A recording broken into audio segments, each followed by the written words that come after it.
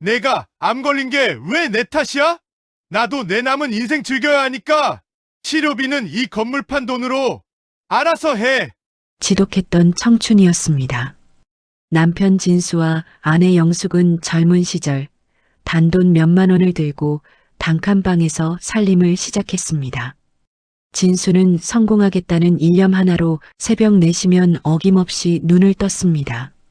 남들이 다 잠든 그 컴컴한 새벽, 진수가 향한 곳은 거칠고 위험한 철거 현장과 인력 사무소였습니다. 매일같이 쏟아지는 자욱한 시멘트 먼지와 귀를 찢는 소음 속에서 진수는 무려 40년이라는 세월을 구르고 또 굴렀습니다.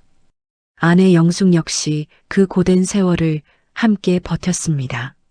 남편이 밖에서 먼지를 뒤집어 쓰고 오면 따뜻한 밥상을 차려내고 지친 몸을 주물러주며 오직 자식들과 가정을 위해 헌신했습니다. 그렇게 뼈를 깎는 고생 끝에 드디어 부부의 이름으로 된 작은 상가 건물 한 채와 노후를 편히 보낼 만한 현금 자산을 일구어냈습니다. 이제는 자식들도 다 키웠고 더는 새벽바람 맞으며 고생하지 않아도 될 만큼 살만해졌다고 생각했습니다. 그저 남은 인생은 부부가 손잡고 좋은 곳 여행이나 다니며 편안하게 늙어갈 일만 남았다고 믿었습니다. 하지만 하늘도 무심하시지 겨우 숨을 좀 돌리려던 60살의 어느 가을날 부부에게 청천벽력 같은 비극이 찾아왔습니다. 남편 진수가 병원에서 위암 3기라는 청천벽력 같은 선고를 받은 것입니다. 평생 먼지 구덩이에서 고생만 한 보상이 고작 암이라는 사실에 진수는 절망했고 온 세상이 무너진 듯 방황하며 삶의 의욕을 잃어버렸습니다. 그런 남편을 다시 일으켜 세운 것은 오직 아내 영숙의 피눈물 나는 헌신이었습니다. 영숙은 내가 정신을 바짝 차려야 남편을 살린다는 일념 하나로 매일같이 유기농 항암 식단을 짜고 전국으로 몸에 좋다는 약재를 구하러 다녔습니다. 독한 항암 치료 때문에 남편이 구토를 하고 대소변을 가리지 못할 때도 영숙은 한 번도 인상을 찌푸리지 않고 밤낮으로 남편의 수발을 들었습니다.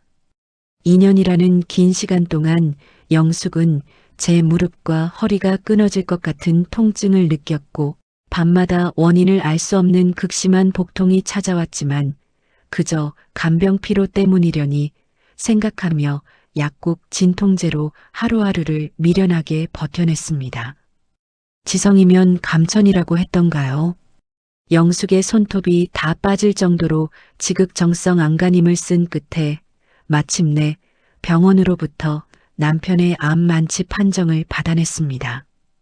부부는 서로를 안고 눈물을 흘렸습니다. 하지만 기적의 기쁨은 그리 오래가지 못했습니다. 남편을 완전히 살려놓고 긴장이 풀린 탓이었을까요? 그동안 아픈 것을 꾹꾹 참아왔던 영숙이 거실 한복판에서 피를 토하며 쓰러지고 만 것입니다.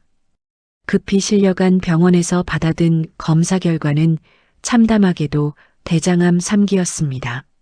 남편 진수를 간병하느라 정작 본인의 몸이 망가지는 줄도 몰랐고 병을 키워 초기 치료 시기를 완전히 놓쳐버린 것이었습니다. 영숙은 눈물을 흘리는 와중에도 자신이 살려낸 남편이 있으니 함께 이겨낼 수 있을 거라 굳게 믿었습니다. 그러나 아내의 암 소식을 들은 남편 진수의 눈빛은 이전과 전혀 다르게 차갑고 싸늘하게 식어버렸습니다. 진수의 마음속에는 고마움이나 슬픔 대신 추악하고 이기적인 억울함이 고개를 들기 시작했습니다. 내가 평생 먼지 구덩이에서 일만 하다가 이제 겨우 살아났는데 남은 인생을 즐기지도 못하고 다시 아내의 늙은 간병인으로 병수발이나 하며 인생을 썩어야 한단 말인가? 인간의 탈을 쓰고는 할 수 없는 비정한 생각이 진수의 머릿속을 지배하기 시작했습니다. 진수는 아내의 헌신을 까맣게 잊은 채 오직 자신의 남은 인생이 아깝다는 생각에 사로잡혀 아내 몰래 전 재산을 가로챌 무서운 음모를 꾸미기 시작했습니다. 대장암 수술을 마치고 독한 항암 주사를 맞으며 병상에 누워있는 영숙에게 진수는 인자한 가면을 쓰고 다가왔습니다. 진수는 손을 꼭 잡으며 부드러운 목소리로 속삭였습니다. 여보, 당신 항암 치료비랑 앞으로 들어갈 최고급 요양원 비용이 만만치 않잖아. 우리 이상가 건물을 얼른 처분해서 아는 지인이 운영하는 아주 안전하고 수익 좋은 곳에 잠시 묶어두자. 그래야 당신 치료비 걱정 없이 편하게 치료받지. 영숙은 그저 남편이 자신을 지극히 생각해주는 줄로만 알고 감동의 눈물을 흘렸습니다. 병상에 누워 정신이 몽롱한 아내의 눈을 속인 뒤 진수의 행보는 무서울 정도로 치밀하고 정광석화 같았습니다. 진수가 말한 안전한 곳이란 전부 새빨간 거짓말이었습니다. 진수는 예전 철거 현장에서 알게 된 불법 브로커를 은밀히 만나 기가 막힌 음모를 꾸미고 있었습니다.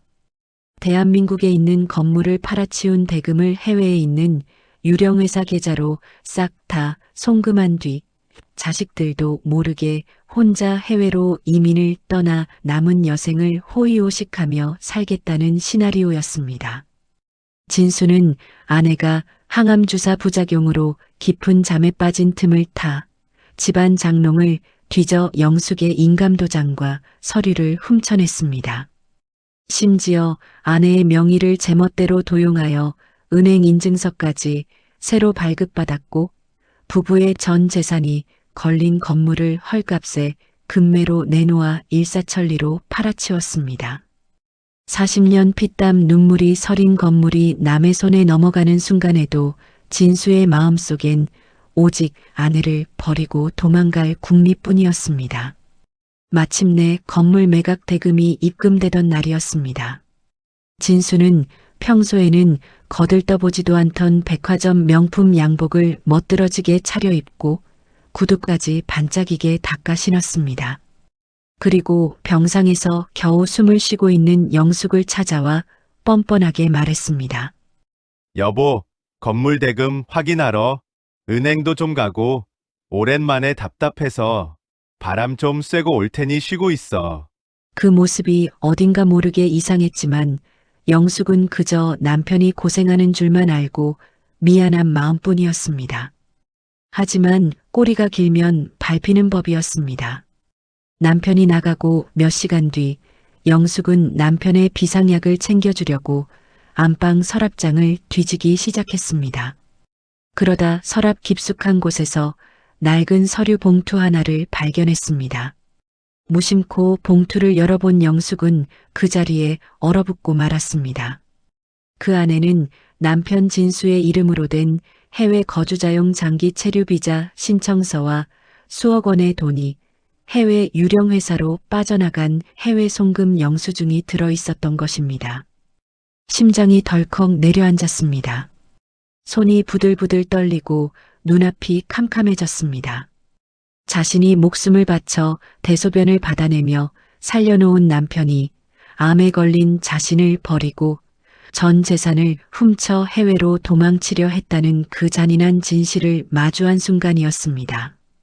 가슴이 찢어지는 듯한 피눈물이 흘렀고 당장이라도 소리를 지르며 남편의 멱살을 잡고 싶었습니다.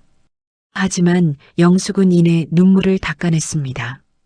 여기서 울고불고 매달려봐야 비정한 남편은 비웃으며 도망칠 게 뻔했습니다. 영숙은 떨리는 호흡을 가다듬으며 차갑게 가라앉았습니다. 40년 세월 동안 철거 현장에 모진 풍파를 남편 곁에서 함께 겪어낸 영숙 역시 만만한 여자가 아니었습니다. 그녀는 즉시 친정 조카에게 전화를 걸었습니다. 친정 조카는 가사 사건을 전문으로 하는 베테랑 변호사였습니다. 영숙은 조카에게 서류 사진을 찍어 보내며 냉정하게 말했습니다. 조카야, 이 인간이 내 명의를 도용해서 재산을 다 빼돌렸다. 지금 당장 법의할 수 있는 가장 잔인한 방법으로 이 인간의 사지를 묶어라. 모든 돈이 해외로 안전하게 넘어갔다고 확신한 진수는 기쁨에 가득 차 이민 가방을 양손에 들고 인천공항 출국장으로 향했습니다. 이제 비행기만 타면 아픈 아내의 그늘에서 벗어나 혼자만의 화려한 천국이 시작될 것이라 믿으며 입가에 음흉한 미소를 지었습니다. 게이트를 향해 걸어가려던 바로 그 순간 그의 눈앞에 믿을 수 없는 광경이 펼쳐졌습니다. 환자복 위에 코트를 걸친 아내 영숙이 휠체어를 탄 채 정장을 입은 친정조카 변호사와 법원 집행관들을 대동하고 그의 앞을 딱 가로막은 것입니다. 진수는 벼락이라도 맞은 듯 사색이 되었지만 이내 뻔뻔하게 얼굴색을 바꾸며 어이없다는 듯 헛웃음을 터뜨렸습니다. 그리고 주변 사람들의 시선을 의식해 목소리를 낮추며 신경질적으로 쏘아붙였습니다. 당신 아픈 몸으로 여기까지 뭐 하러 와서 소란이야? 내가 내 돈 가지고 해외 사모펀드에 안전하게 투자하겠다는데 늙은 여자가 뭐가 문제라고 난리야? 당장 집으로 돌아가. 그의 몰상식한 폭언에도 영숙은 눈 하나 깜짝하지 않았습니다. 목소리를 높여 싸우지도 않았고 머리채를 잡지도 않았습니다. 영숙은 그저 얼음장처럼 차갑고 품격 있는 목소리로 준비해 온 서류 뭉치를 진수의 가슴팍에 툭 던지며 뼈를 때리는 팩트를 내던졌습니다. 진수야, 당신이 내 이름 훔치고 인감도장, 도용해서 상가 건물 팔아치운 다음 해외 유령법인 계좌로 돌려놓은 서류가 여기 다 있어. 평일 오후 4시 전에는 은행 본점에서 최종 외환 송금 승인을 안 해준다는 걸 무식해서 전혀 몰랐나 보네?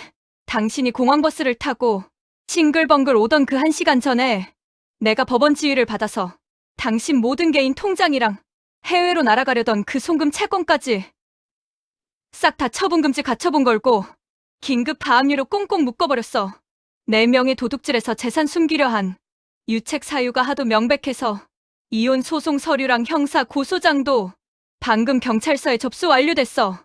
넌 이제 이 나라에서 한 발자국도 못 나가. 출국 금지야.